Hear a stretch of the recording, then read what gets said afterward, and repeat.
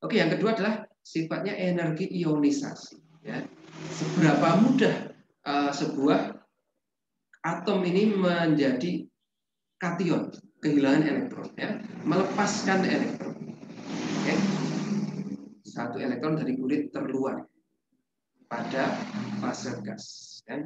Jadi ini ukuran seberapa besar tendensi menjadi atom ion positif. Ya.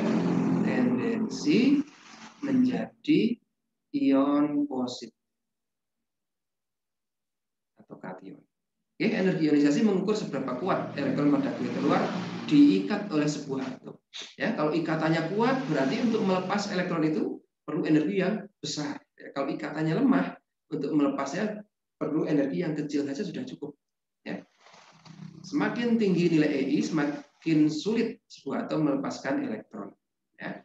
Nah, energi ionisasi ini bisa elektron ke-1, ke-2, ke-3, ya. Dan yang kedua biasanya lebih besar daripada energi ionisasi ion pertama. Oke. Ini energi ionisasi. Hidrogen ya 1,312 kilojoule, 1312 kilojoule per mol. Oke. Helium lebih besar. Litium, nah ini lebih mudah melepaskan elektron, ya.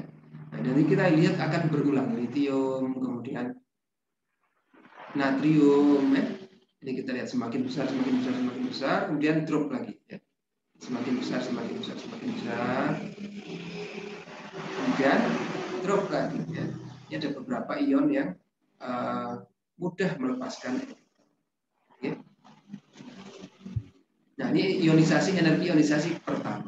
Energi ionisasi kedua ini biasanya jauh lebih tinggi dari energi ionisasi pertama. Ya, helium misalnya kehilangan 1 elektron perlu 2373 kilojoule per mol. Yang kedua 5000. Oke. Litium yang pertama 520, yang kedua 7300. Oke, jauh sekali lompatannya. Nah, yang kedua paling rendah pastilah yang kedua ini, naik, turun lagi, turun lagi. Yang ketiga pasti paling rendah ini. Yang keempat pasti paling rendah sini. Kelima, gitu ya. Nah, dalam satu periode energi ionisasi meningkat dari kiri ke kanan. Nah, semakin banyak jumlah proton dalam inti atom, maka kan semakin kuat gaya yang mengikat elektron keluarnya. Ya. Kita semakin dari satu tabel, mana ya? Sekali. Ini 11 protonnya, ini 12 protonnya, ini 13, 14, 15, 16, 17, 18. Oke. Maka elektron terluar di sini dibanding elektron terluar di sini, ikatannya jauh lebih kuat yang di sini. Maka semakin ke sana semakin meningkat energi ionisasi. Ya. Energi ionisasinya semakin meningkat dari kiri ke kanan. Hidrogen ke helium, litium ke neon, natrium ke argon, kalium ke krypton, rubidium ke xenon, cesium ke radon, ini semakin naik. Oke. Sedangkan dalam satu golongan, energi ionisasi menurun dari atas ke bawah. Kenapa? Karena semakin tebal kulit atomnya, semakin jauh jarak elektron terluar terhadap inti. Oke. Semakin jauh jaraknya, artinya ikatannya semakin lemah. Makin lemah ikatan, semakin mudah untuk hilang, untuk lepas. Ya. Ya, biasanya semakin rendah energi ionisasi. Oke. Dari litium ke natrium lebih rendah, kalium lebih rendah lagi, rubidium lebih rendah lagi, cesium lebih rendah. Ini juga sama. Helium, neon lebih rendah dari helium, ya, argon lebih rendah dari neon, krypton lebih rendah dari argon, xenon lebih rendah dari krypton, dan radon lebih rendah dari xenon. Nah, ini contoh. Antara nitrogen dan fosfor, nitrogen 14. Perhatikan 1S2, 2S2, 2P6, ini 10, 3S2, 3 P2 ya. P1 P1. Jadi 10, 13 ya, nitrogen 13.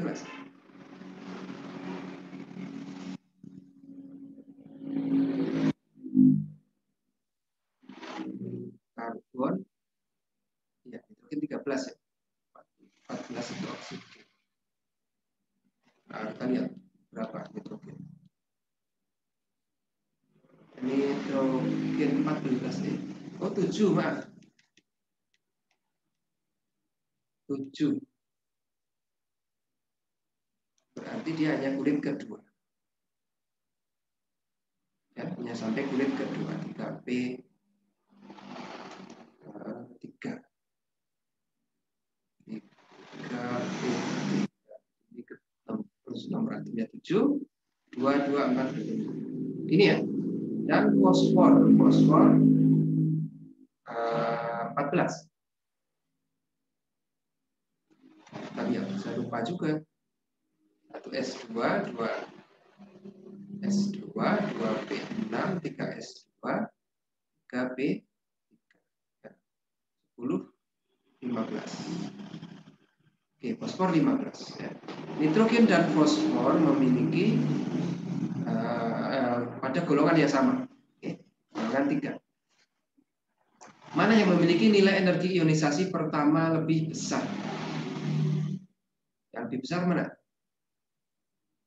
Tentu saja nitrogen. Ya. Kenapa? Karena ini lokasi elektron terluarnya ada di kulit kedua. Oke. Sedangkan fosfor lokasi elektron terluarnya ada di kulit ketiga. Oke, jadi semakin jauh dari nukleus. Oke. Antara natrium dan magnesium, mana yang memiliki energi ionisasi kedua lebih besar? Natrium kan splitnya 3 ya, 1 S2, 2 S2, 2 P6, 3 S1. Dan magnesium 1 S2, 2 S2, 2 P6, 3 S2. Oke. Kalau energi ionisasi pertama tentu saja natrium lebih kecil ya. Iya kan? Nah, misalnya Na plus dan Mg plus Na plus berarti 1 S2, 2 S2, 2 P6. Mg 2 plus 1 S2, 2 S2, 2 P6, 3 S1. Oke. Ini energi ionisasi pertama. Oke. Energi ionisasi 1. Kalau sini energi ionisasi 2. Kira-kira yang satu lebih besar yang mana? Yang Na, Pak. Kenapa? Na protonnya ada berapa? Kita hitung. 2, 3, 10, 11. Ada 11 proton. Nah, elektron terluarnya Mg diikat oleh 12 proton. Nah, kira-kira ikatan yang kuat mana? Yang Mg, Pak. Yang Mg. Ya, Mg terikat lebih kuat. Maka energi ionisasinya akan lebih besar. Oke, yang pertama. Tapi kita lihat yang energi ionisasi kedua di sini ya. Yang kedua, yang Na dia harus membuang dari kulit kedua. Sedangkan yang Mg dia membuang dari kulit ketiga. Kira-kira yang lebih besar yang mana? Na. Na ya. Na yang lebih besar ini. Oke. Kenapa? Kalau yang kedua karena dia melibatkan pergantian kulit. Ini dari kulit yang lebih dalam lagi, maka ikatannya jauh lebih kuat. Oke. Ini masih kulit ketiga. Ya. Dan karena itu kita dapatkan di ionisasi kedua, oke, yang paling rendah adalah golongan 2. Karena masih ada kulit terluarnya, ya. Berilium, magnesium, kalsium ini yang paling rendah. Kalau energi ionisasi pertama pasti golongan 1. Litium, natrium, kalium. Oke. Kalau energi ionisasi ketiga pasti golongan 3. Klor, natrium, ini yang paling rendah. Ya. Bisa dipahami? Pak, boleh dijelaskan kembali ya soal nomor itu, Pak? Yang barusan ini? Iya. Oke, kita ulangi dari awal ya. Energi ionisasi pertama atau kedua atau ketiga dari beberapa unsur.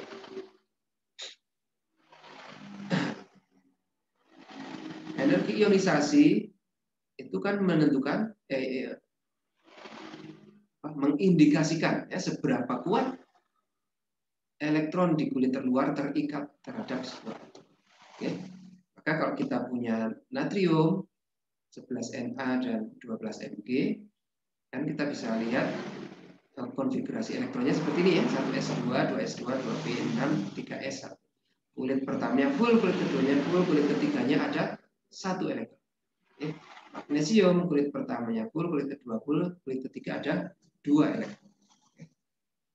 Natrium memiliki 11 proton di inti atomnya.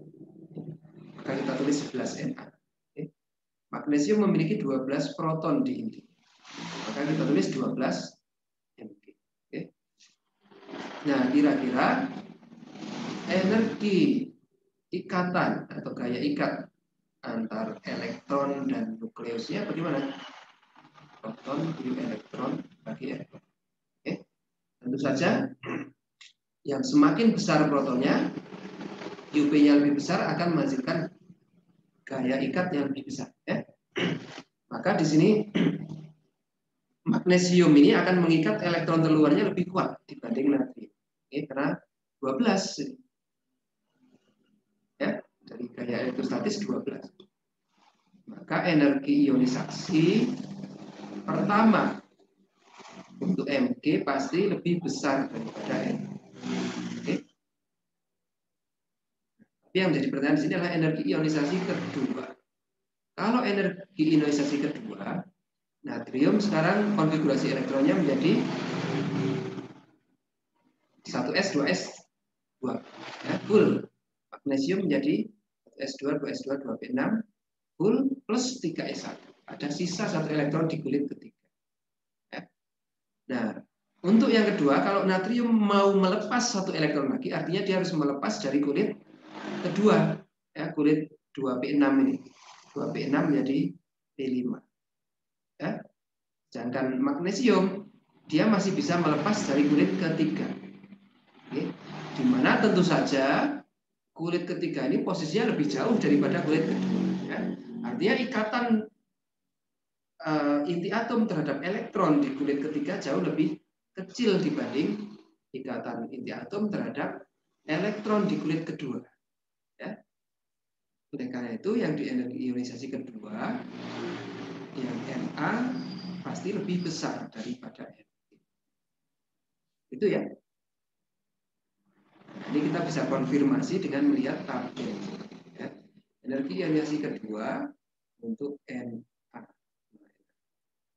Na 4.560. Mg berapa? 1.450. Ya. Lebih kecil Mg untuk yang ionisasi kedua. Tapi untuk ionisasi pertama lebih kecil. Bisa dinalar ya? Bisa ya? Pak, izin bertanya, itu yang untuk menentukan energi ionisasi kedua, kenapa Na dan Mg-nya harus melepaskan 1 elektron? Ini? Iya. Ya, karena kalau mau energi ionisasi kedua kan artinya yang elektron pertamanya sudah dilepas. Oke?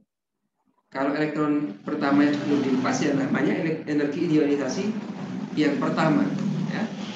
Yang kedua ya berarti yang pertama sudah terlepas dulu, maka kita bisa dapatkan itu. Yang ketiga ya berarti yang pertama dan kedua sudah terlepas dulu. Itu ya.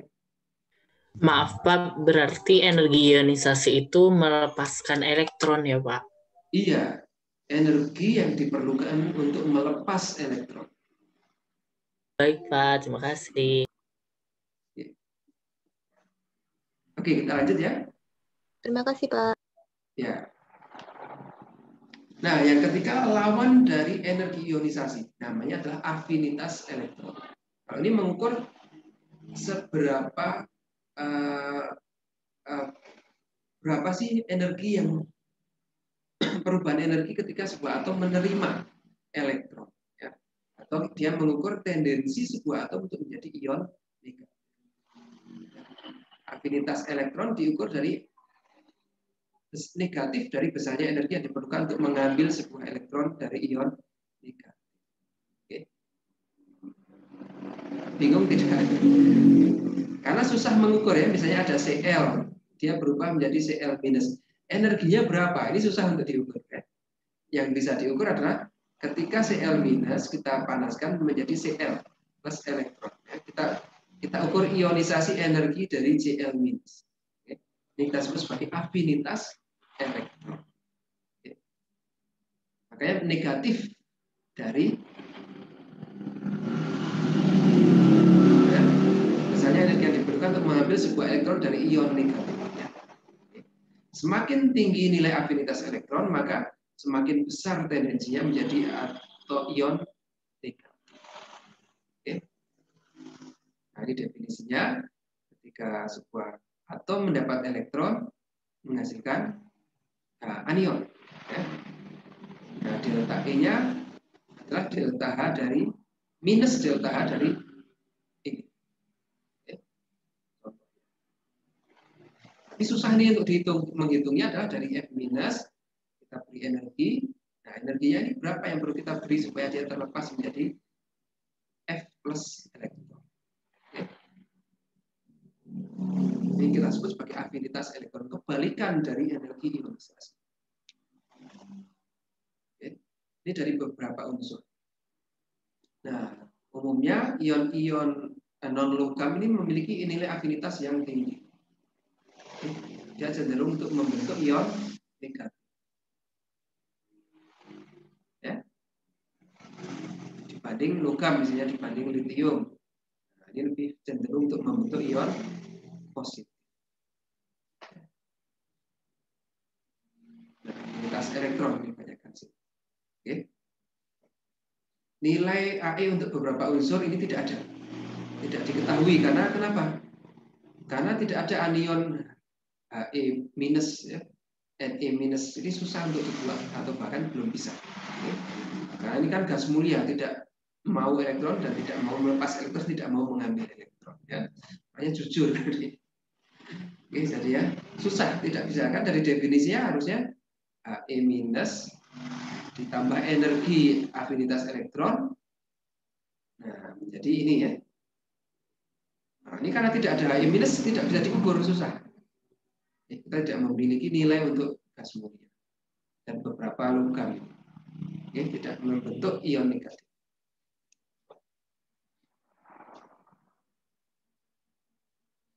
Kira-kira mengapa kita bisa mengukur energi ionisasi pertama, kedua, ketiga sampai habis ya dengan mudah, tetapi kita kesulitan untuk mengukur nilai afinitas elektron pertama, afinitas elektron kedua, ketiga dan seterusnya. Kira-kira apa?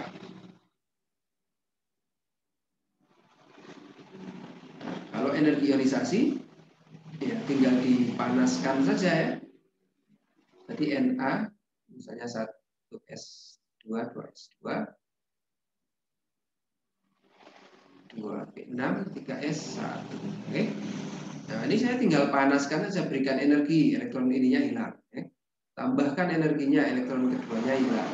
Jadi 5. Dan tambahkan lagi energinya sehingga menjadi 4. Tambahkan lagi sehingga elektronnya hilang menjadi 3 dan seterusnya. Kita cuma perlu suplai energi saja ya. Tapi kalau afinitas elektron untuk lebih dari kedua, kita perlu menambahkan elektronnya dulu ya. Contoh oksigen 1S2, 2S2, 2P4 ya. Untuk menghitung energi ionisasi afinitas elektron pertama, maka kita perlu membuat oksigen plus minus 1 ya. O plus elektron. Maka saya perlu menambah dulu 1 elektron di oksigen, baru nanti dipanaskan. Kalau saya mau menghitung afinitas elektron yang kedua, maka saya perlu menambahkan 2 elektron di oksigen. Nah, ini baru nanti dihitung energinya dari O2- menjadi O- ini. Kalau saya mau menghitung AE3, maka saya perlu membuat oksigen ini bermuatan negatif. Oke. Nah, sangat susah untuk membuat atom memiliki muatan negatif lebih dari yang dia perlukan. Oksigen yang maksimum cuma bisa 2 saja. Oksigen -3 nggak ada. Fluor F-2 ya susah dicari.